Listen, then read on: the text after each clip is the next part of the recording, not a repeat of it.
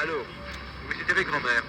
Moi, vous savez, en aucune façon, je ne veux apparaître à la télévision. Qu'est-ce que je peux vous répondre? Voici l'histoire d'un cinéaste qui ne souhaitait pas être vu. Bien avant de se choisir un pseudonyme, Eric Romer répond au nom de Maurice Scherrer. Le jeune Maurice passe son enfance dans cette maison, à Tulle. Ici, le garçon se sent, selon ses termes, patriote corrézien, une époque fondatrice pour l'homme et le réalisateur. Ce qui comptait pour lui par rapport à Tulle, c'était beaucoup de souvenirs culinaires, bizarrement.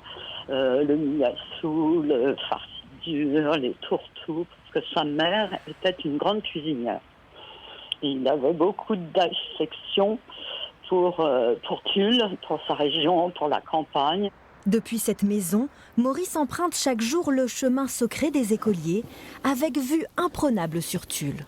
Quand on offre au regard du beau, on a envie de créer du beau.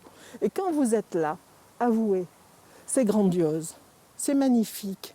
Vous imaginez le gamin qui sort du lycée et qui d'un seul coup, ouf, son esprit s'ouvre. Comment Eric Romer n'aurait-il pas pu être sensible à cela? Eric Romer, ou plutôt Maurice Scherrer, suit sa scolarité au lycée Edmond Perrier.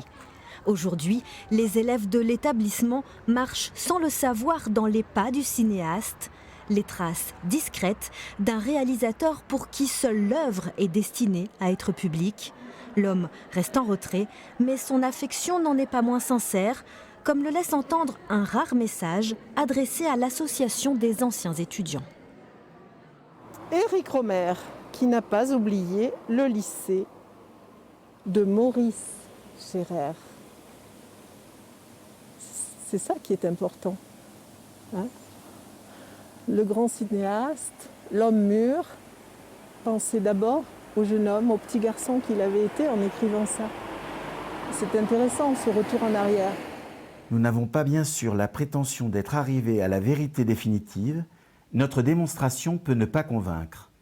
Elle repose sur le postulat qu'il existait chez les Gaulois, dans le parler limousin, un terme dont on ne retrouve aucune trace. Autre marque de son intérêt pour ses origines, dans cette revue, au début des années 2000, Maurice Scherrer publie le texte « Et si tout est là venait de Tulle », consacré à sa ville natale. Il ne l'a jamais renié, mais en tout cas, il affirme qu'il ne la renie pas, bien qu'il signe Maurice Scherrer. Et c'est peut-être ce qu'il faut retenir, c'est-à-dire que, bien sûr, il a compartimenté Eric Romer avec Tulle, mais Maurice Scherrer, c'est peut-être ce qu'il y a de plus intime, et c'est cet enfant à Tulle qui a rêvé de tout ce qu'il a ensuite construit et réalisé. La séparation qu'Eric Romer aura érigée entre vie publique et vie privée n'est finalement pas si hermétique. De son affection tacite et viscérale, il reste des indices pour qui se donne la peine de regarder.